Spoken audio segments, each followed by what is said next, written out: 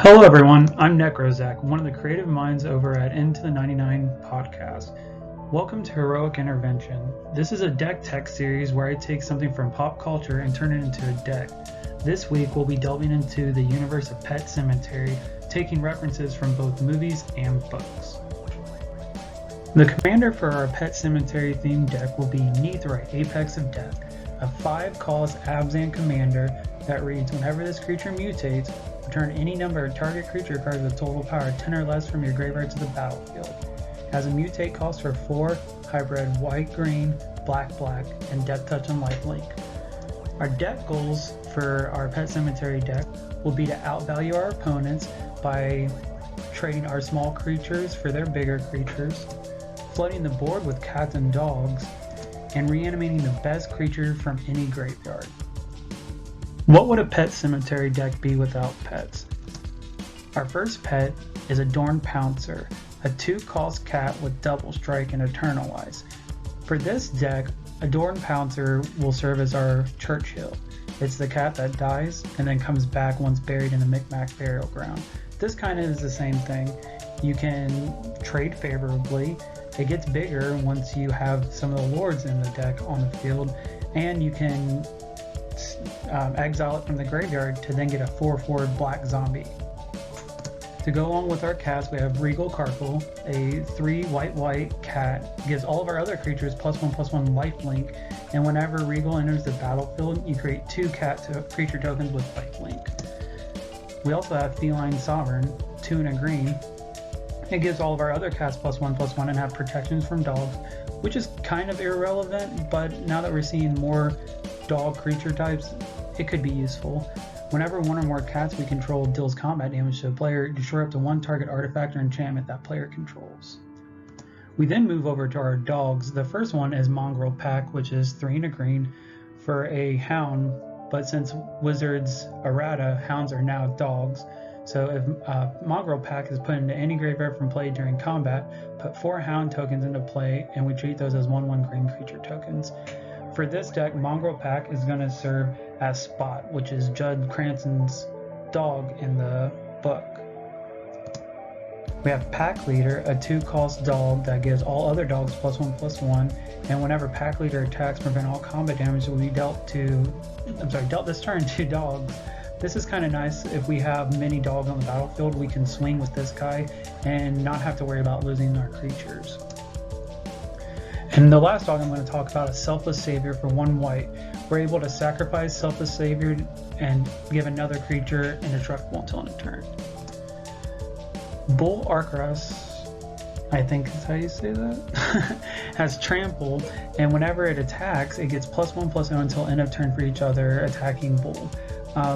This actually is just for flavor. It's supposed to represent the one bull that was buried in the Micmac burial ground and comes back as an evil pet. We have Birds of Paradise, yet another animal that was buried in the Micmac burial ground to come back. It's also just good ramp and kind of fits the theme. Then our 2 non-pet creatures. We have Loyal Cathar, a white with Vigilance that says whenever it dies, you return it to the battlefield transform at the beginning of our next end step.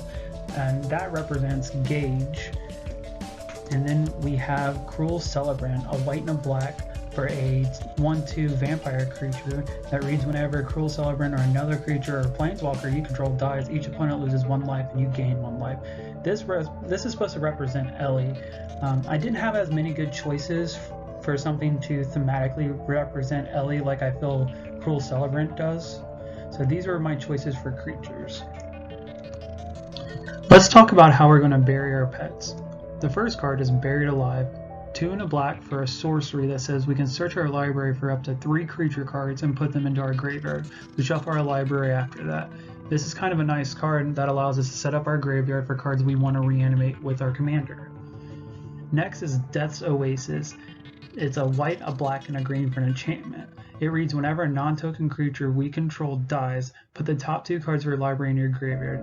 Then return a creature card with lesser CMC than the creature that died from your graveyard to your hand. We can also pay 1 and sacrifice Death's Oasis to gain life equal to the greatest CMC among creatures we control.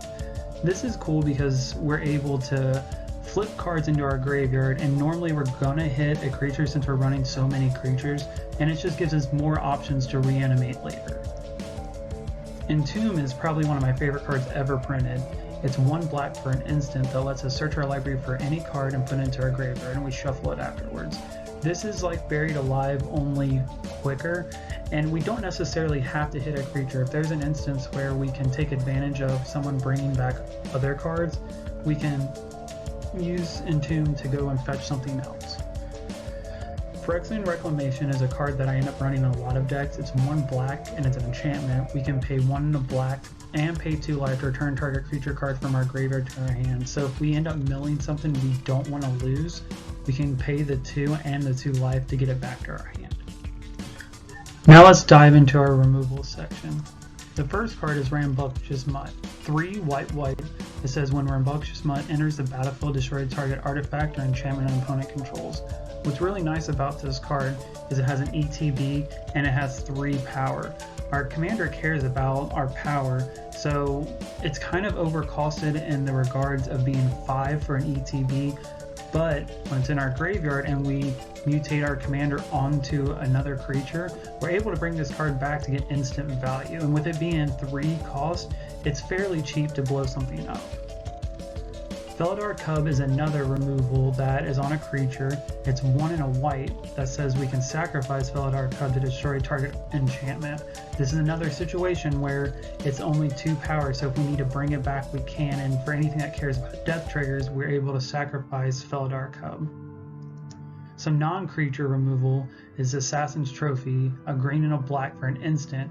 This allows us to destroy any permanent an opponent controls, and then they search their library for a basic land and put it on the battlefield. Beast Within is another really good card. It's 2 and a green for an instant that says we can destroy target permanent. Its controller creates a 3/3 green beast creature token. We can use this either proactively and blow something up on the board that is bothering us, or defensively where we can blow up something on our side of the field to maybe get a death trigger or be able to get something in the graveyard so that when we mutate our commander we can take advantage of that. And then some sorceries: Wrath of God, 2 and a white to destroy all creatures, and Fumigate, 3 and a white for a sorcery to destroy all creatures, and we gain 1 life for each creature destroyed this way. Sometimes dead is better. Let's talk about how we're going to reanimate our creatures. First one's Animate Dead, 1 and a black for an enchantment aura. This card has a ton of text on it. I'm just going to give you the Sparks notes. You enchant a creature card in any graveyard. You then put that creature onto the battlefield with Animate Dead attached to it. If Animate Dead would leave the battlefield, you sacrifice the creature, it goes back to its owner's graveyard. The enchanted creature gets -1, -0. Dance of the Dead is 1 and a black for an enchantment that pretty much acts the same way as Animate Dead. The only difference is it gives a creature +1/+1, and it brings a creature in tapped, so to untap it, we have to pay an additional 1 and a black. Eerie Ultimatum's probably one of the strongest cards in this deck. It's white, black, green. It's a sorcery, and we can return any number of permanent cards with different names from our graveyard to the battlefield. Living Death is another very powerful card. It's 3 and a black for a sorcery. Each player exiles all creature cards from his or her graveyard, then sacrifices all creatures he or she controls, then puts all cards he or she exiled this way onto the battlefield. Basically, you take what cards are on the battlefield, you sacrifice them, you take what cards are in the graveyard, and you put them onto the battlefield, and all the creatures you just sacrifice goes to the graveyard. Necromancy, which is a 2 and a black for another enchantment, and we can play it at instant speed. If we do, we then have to sacrifice a creature at the end of the turn. When we play Necromancy, we get to target a creature in any graveyard, and we put that creature into play with Necromancy attached to it. And it works the same way that if Necromancy was to leave the battlefield, we have to sacrifice the creature. Reanimate is the easiest animation spell that we have in this deck. It's 1 black for a sorcery. We put target creature card from a graveyard onto the battlefield under our control, and we lose life equal to its CMC. We're also running Great Pack, 1 black for an enchantment. Whenever a creature you control is put into a graveyard from play, each other player sacrifices a creature. With running so many small creatures, having something like Great Pact is nice because we're able to lose a creature and then make our opponents sacrifice creatures. This is also great because most of our reanimation spells care about any graveyard, so if someone has to sacrifice something big, we're normally going to be able to get more use out of their graveyard than the opponent will. How are we going to get to do all this cool stuff in our deck? Well, we need to be able to ramp and a draw. Our first piece of ramp is Ashnod's Altar. It's 3 colorless for an artifact. We sacrifice a creature and add 2 colorless to our mana pool. This goes hand in hand with our commander, being able to sacrifice our creatures to then bring them back with our commander. We're going to be able to outvalue our opponents by not only gaining mana that we can use to cast our commander, but also being able to get more ETB effects and stuff like that off our creatures re-entering. For that same reason, we're running Phyrexian Altar, which is 3 colorless for another artifact that sacrifice a creature, add 1 mana of any color to our mana pool. Because we are running a 3-color deck, I normally wouldn't run Ashnod's Altar, but with how Graveyard Synergistic and how our commander works, running both seems fine, because if we need to fix for our colors, we have Phyrexian Altar. If we just need more mana, we have Ashnod's Altar. We're running Cabal Ritual, which is 1 and a black for an instant. We can add 3 black to our mana pool, but if we have Threshold, we add 5 black to our mana pool instead. So I normally don't like running ritual type cards, but thematically I feel like this card really fits our deck, and it still goes with what I've been saying about being able to rebuy our creatures. Being able to sacrifice a creature to get 3 black mana, or 5 depending on it if we meet Threshold or not, which is pretty easy to do in this deck, seems fairly good. For card draw, we have Feral Prowler. It's 1 and a green for a 1/3 creature that's a cat. Whenever it dies, we get to draw a card. Same thing, it's a 1 power creature, which means that we're able to take pretty big advantage of it off of our commander, and we can sacrifice it to like one of our mana artifacts to be able to not only net mana, but also draw a card. And we're running probably my favorite card out of M21, which is Village Rites. It's 1 black for an instant. As an additional cost to cast a spell, we sacrifice a creature. This whole deck cares about our creatures dying and then bringing them back. Sacrificing a creature at instant speed to draw 2 cards for 1 black mana seems very, very powerful. Let's go over our land package. Our first land is Animal Sanctuary. It's tap to add 1 colorless, or we can pay 2 and tap it to put a +1/+1 counter on target bird, cat, dog, goat, ox, or snake. This is a land that is kind of up to you thematically. I think it fits very well, so I've put it in the deck, but this is kind of a flex spot. You can do with it what you will. We're also running Grim Backwoods. It's tap to add a colorless or 2 black and a green. You tap it, you sacrifice a creature to draw a card. This is a card that we can use at the beginning of our, or at the end of our opponent's turn, right before our turn, to be able to sacrifice a creature to draw a card. Or we might just use it in response to something if someone tries to exile one of our creatures or something like that. We don't care about our creatures dying, but if we can get more value out of our creatures dying than our opponents, we want to take advantage of that. Indatha Triome is just, it's a great land. It's plain swamp forest. With a lot of our other ramp that specifically look for forest cards, we're going to be able to hit it off this. And if for some reason we run into it late in the game, you can cycle it for 3, so it's not just a dead card in our hand. I really like the Tainted cycle, so I'm running Tainted Field, and we're running Tainted Wood. For our basic lands, we're running 9 forests, we're running 9 plains, and we're running 9 swamp. With just how the pips broke down, running 9 across the board for basic lands seems fairly fine. We have enough mana fixing in our artifacts, we have enough mana fixing in our ramp that we shouldn't be too hungry for any one color.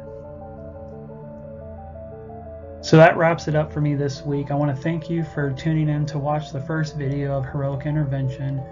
Let me know what you guys think. If you think this deck is good, if you think this deck is garbage, if you like the themes that I was running, if you want to see something specific, let me know in the comment section down below. Attached is all of our social media coordinates, so if you'd like to join our Discord, or if you want to tune in to our weekly streams on Twitch, All that information will be centered down below. I also want to give a quick shout out to my local game store, which is No Limit Gaming. I'm going to post their link for their TCGPlayer shop in the comment section down below.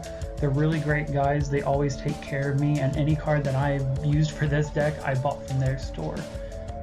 Alright, thanks, have a good day.